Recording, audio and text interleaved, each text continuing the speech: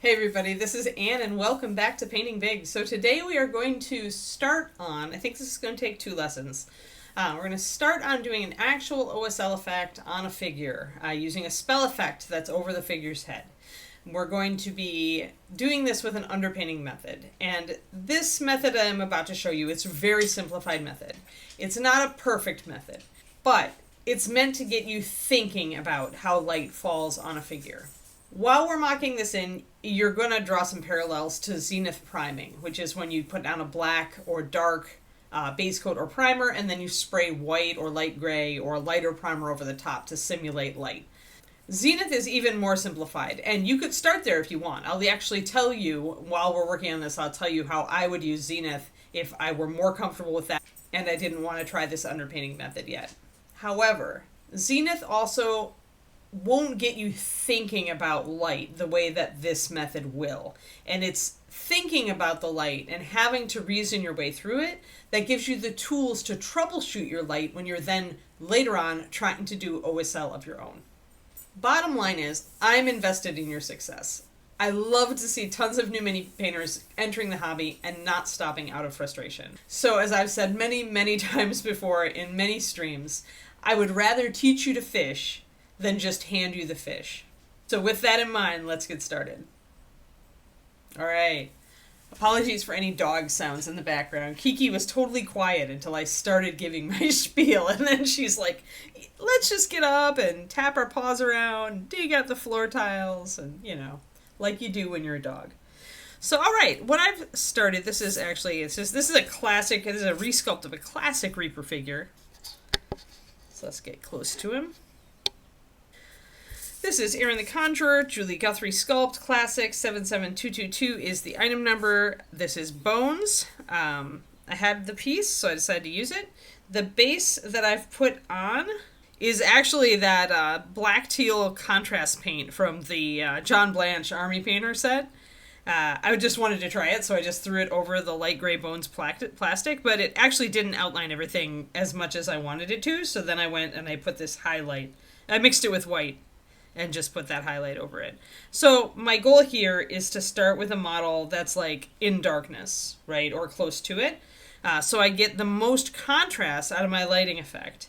And the easy and simple way to do that, if you've never done it before, is to paint, most of the model in a kind of gray blue or a gray greenish blue. When you have that gray blue or gray greenish blue, and then you've got a lighting effect where you're painting actual more colors onto the model, that gray blue is going to read as moonlight or as nighttime. Like I said, not a perfect method, but a method you can use to start with. A method I used to start with back in the day when I was learning this stuff. So what I'm going to do now is I'm going to underpaint with white, and I'm starting with a pretty thinned white. I'm using Reaper Master Series paint, pure white. The white of all whites. If you need to thin it, it's great. It doesn't fall out of solution. It's lovely. I'm doing about 1:1 with a mixture. It's actually a Reaper Flow Improver, so it's a water and flow improver mix. I don't really need the flow improver for this one, but I decided to do it anyway. I'm going to mix all that up. And the reason that I'm going so thin with this is that you remember from our previous OSL instructions that light falls off as it moves away from the source, right? So if the source is this huge fiery spell effect here, as we get farther away from that, we're going to see the light get dimmer pretty fast. So by starting with this very lightweight white, I'm able to do kind of a see-through underpaint, not really garish, not super blocky. And I'll be able to go over that again to intensify that white, right? But then at the outer edges, I can leave this see-through white. Now, if you've watched my Control Your Paint video, you know that since that white is really thinned, I need to unload my brush a lot, and then I'm going to test it, kind of see where I'm at. Just a little bit here.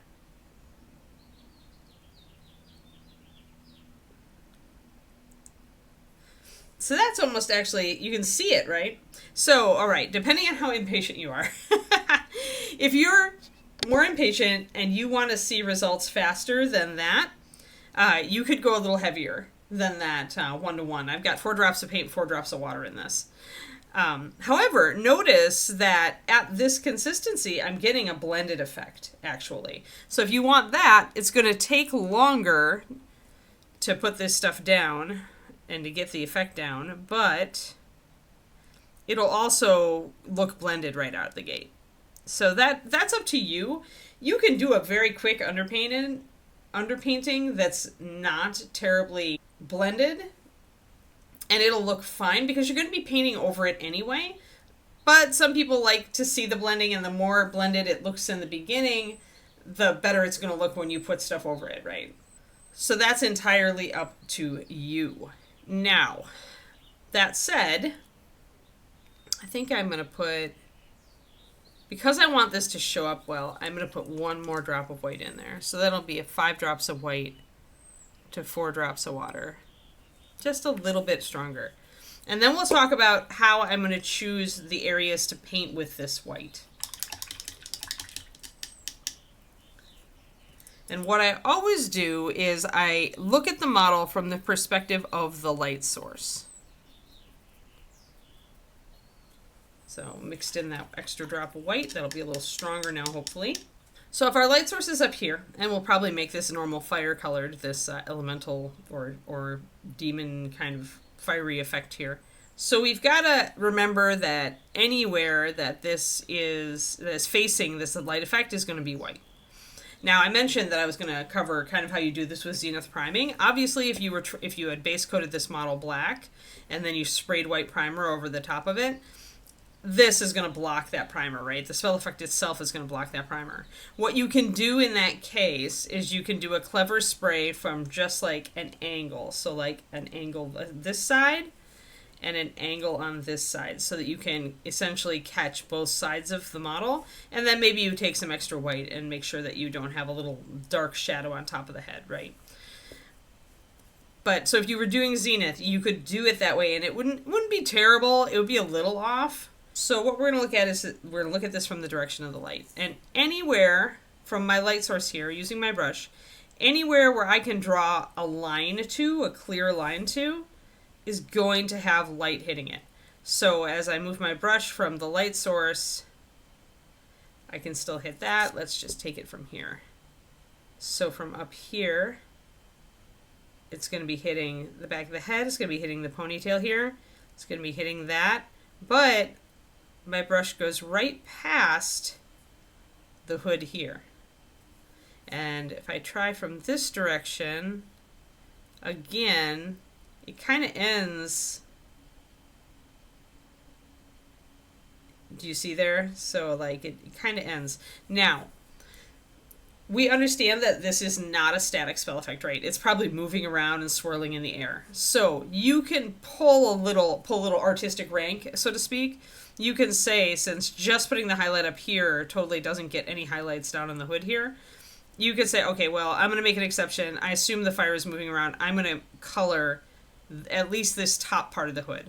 The bottom part is totally out of range, but I'm going to extend the effect just a little bit past this to hit these parts. You can make that call as the artist, and it'll look fine. But you start with what gets hit. So if I go here, I can see that this sleeve is going to be getting a lot of light, but the important part is to see where does the light fall off. So if I look at this, I can see actually that it goes right past here, which means that this piece on the back should be actually all in shadow. It should not have that light.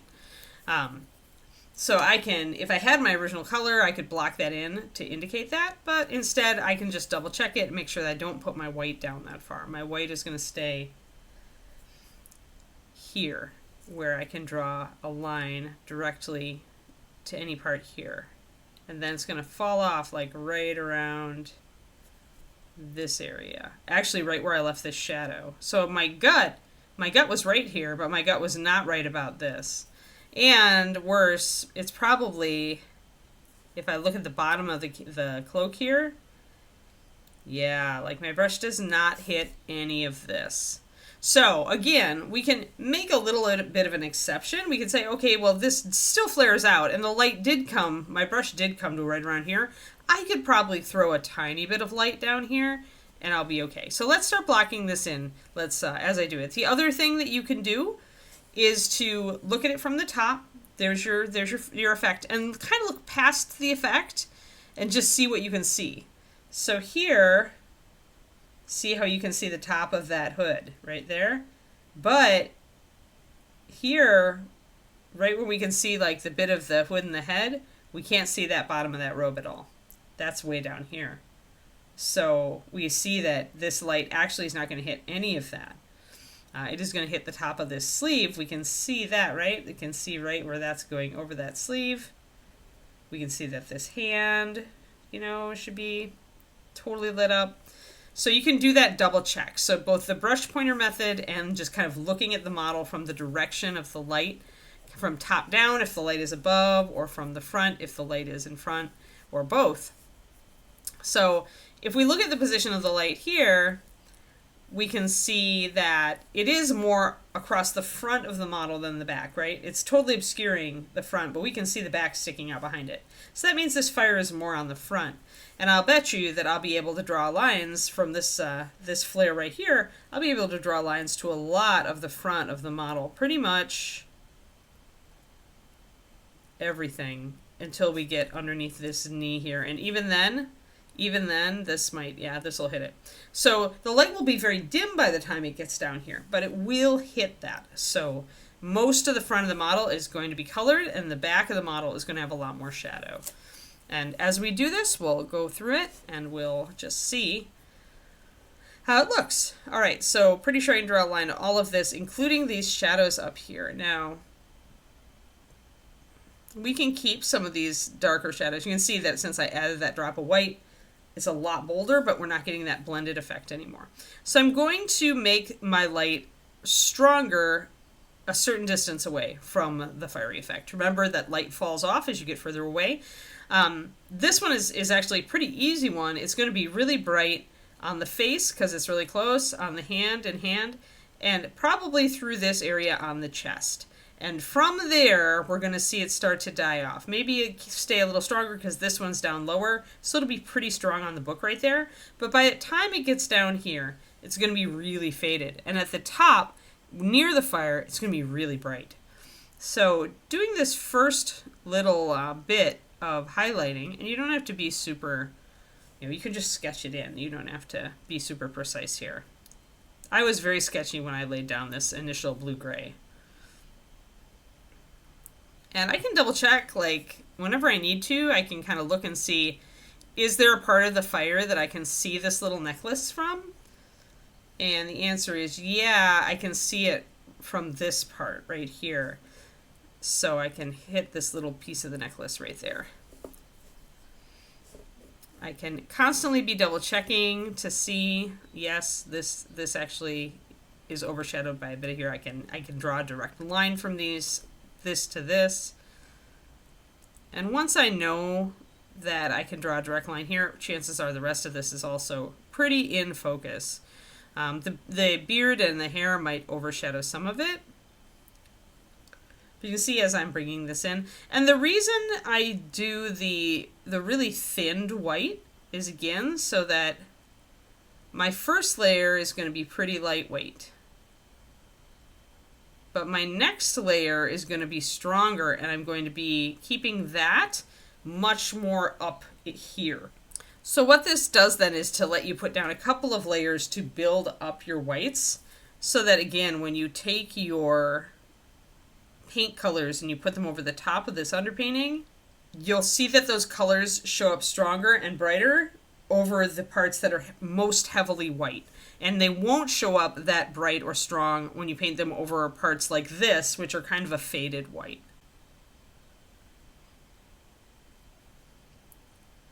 So I'm leaving a little bit of a shadow here under the beard. I'll also leave I'll get the forehead and the nose, but I'm going to leave a shadow a bit under the eyes. The fire technically will hit this eye strongly. This one, there's a little more shadow.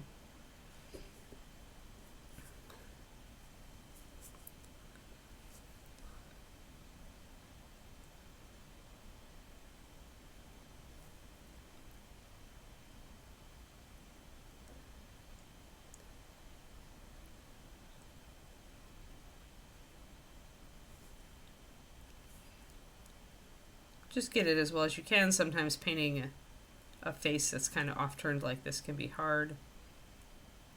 The beard here is going to pick up a lot of light. Skin and hair are a little shiny, so they you can bring up the highlights on them.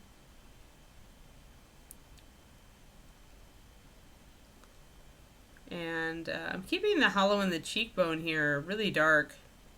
When I put the skin tone over it, that's going to show up as a strong shadow. I can get the beard a little bit more here.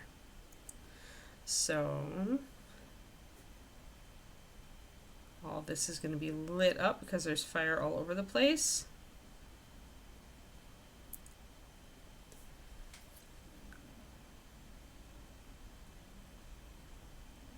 So I'm going to block this in, and while I do, I'll cut over to the to a more finished stage, and we can go and add brighter highlights. All right, I'll see you in just a moment. All right, folks, so here we are. I actually realized that most of this down here is also in shadow, as well as almost all of this back here. Kind of just comparing. So our light is really, really strong up here, but a lot of this is going to be out. I mentioned that I might pick up a little bit down here, so let's just pick up just a tiny bit. Tiny little bit of where these folds are coming out. And that way we can just pick up just a little bit of it down at the bottom, so it's not completely lifeless down here. And then there was a little bit of light here that hit.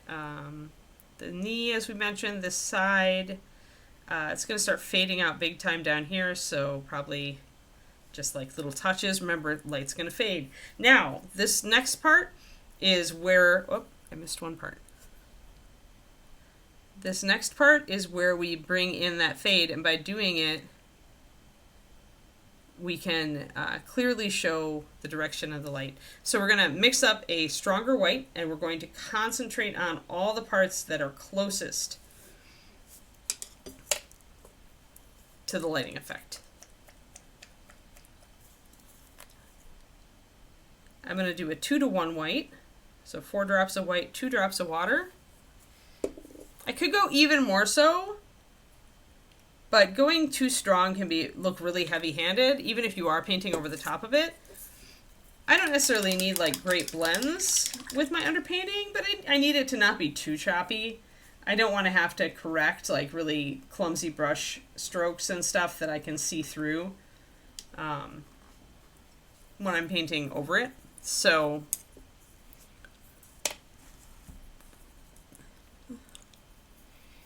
let's mix this up and see what we can do with it.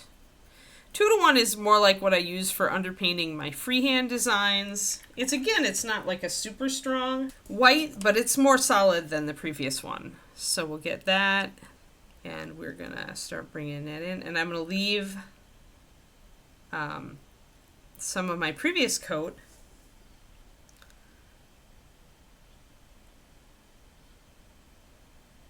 and concentrate this white very much in the areas very close to the light.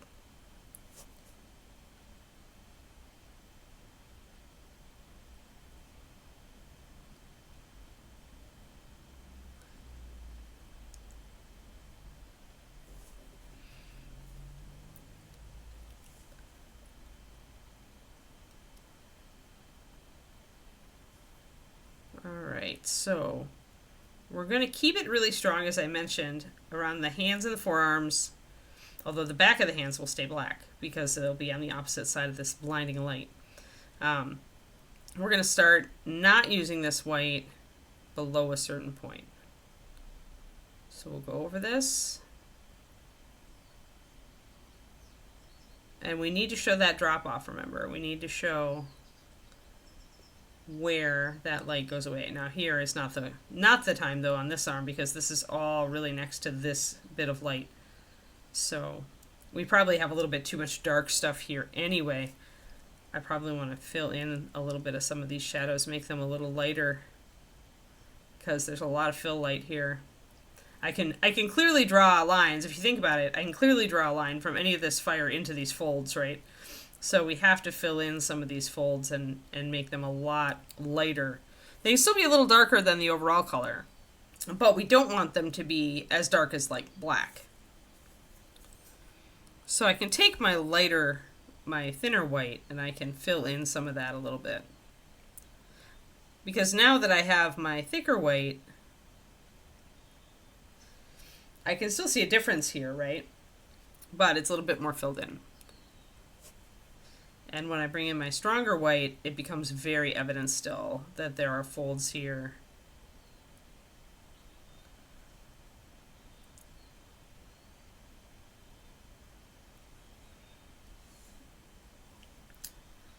So we're bringing that up even more. We want to bring it up really bold. Now we're going to do the coloring next video. So for July. Or if you're seeing this on YouTube, August. Or if you're seeing this on YouTube much later, now.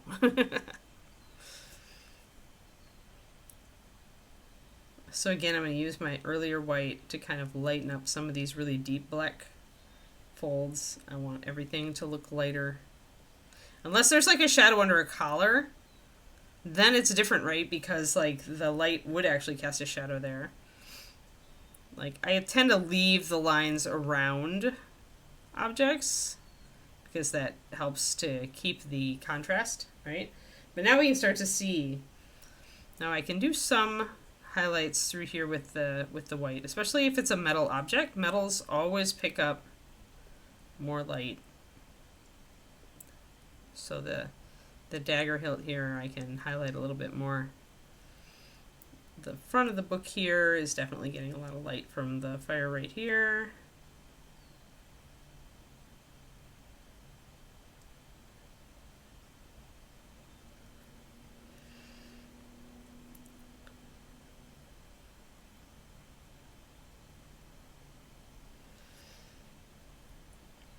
And now we can start, this place is a really good place to start showing the fade. So I'm going to go back to my thinner color, my thinner white, and I'm going to put a second layer of that. Instead of putting a layer of the heavy white, I'll put a second layer of the thin white down where I want to start fading out the light, so that it's a little bit weaker, it's not as strong.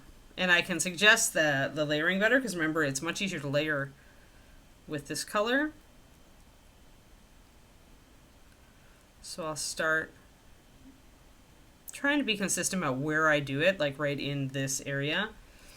I'll start creating that fade.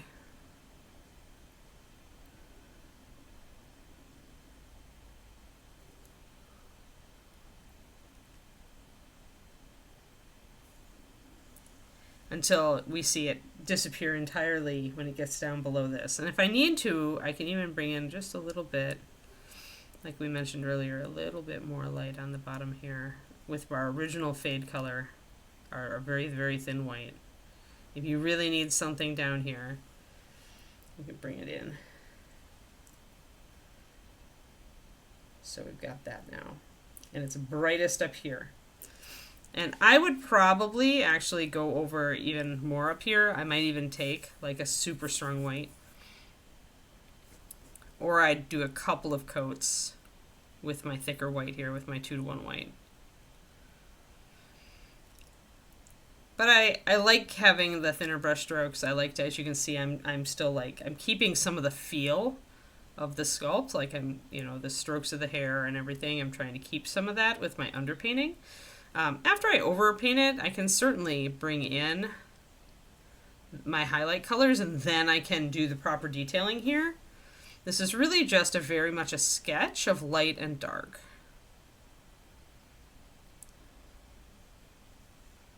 Like, we're not doing extreme detail here. I've totally missed this shoulder.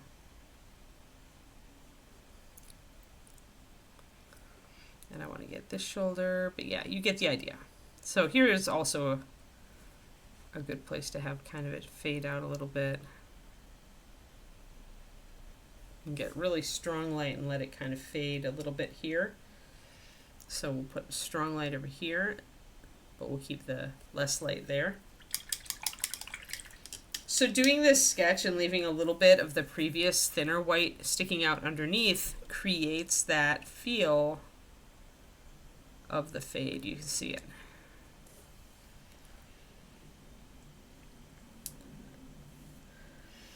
So that you get it properly. And doing it this way kind of lets you, like, you can troubleshoot your white, right? You can actually, if you're like, oh, that doesn't look right, why doesn't it look right?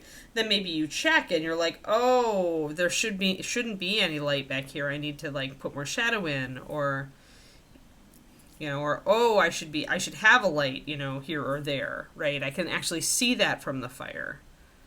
So it gives you a mechanical, easy way to check that the light you're putting down makes sense.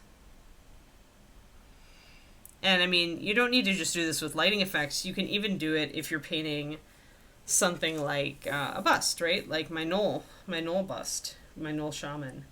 I did her lit on one side and shadow on the other, and the way to do it is just to kind of look at where my light, you know, figure out where my lighting is, and then when I past that, I can see that mark where I'm past that, and I just go along with that. So like if I'm like, I take a picture of this model. So when I started this model, you know, I took pictures and I figured out, okay, this is exactly the angle I want the light coming from, you know, so anything that isn't there is going to be darker, you know, a little bit darker on this side. Anything on the other side is going to be completely dark. So I did that 50-50 thing, right? And then when you start to roll it, like over the head here, you can see where the light is coming in right down that area. And unfortunately, you know, that meant that I had to paint a lot of her hair in shadow because I had to respect that demarcation line that I made. So we're still in progress on this one, but yeah, so it kind of lets you double check yourself. If you take a picture of exactly like the model in light, you can always refer to it, and you're like, oh, well, her other eye, I can't see it, you know, or I can't see the base of this ear, right? So it's going to be darker, stuff like that. And that lets you start building a basis for understanding where the light is coming from. So that you get more and more confident with it with every model you do. And it'll help if you start with fairly simple models. This one isn't too complicated. Like, it's a little dicey because the face can be hard to paint on this offside. But as far as just establishing the light, this one isn't that difficult. So if you start with simpler models, you can gain confidence slowly. And it's just something that takes time to build. Like, I spent a lot of time not understanding light as a painter. And it took me actually applying myself, like saying, oh, okay, it's time for me to learn this. I'm sick of sucking at this.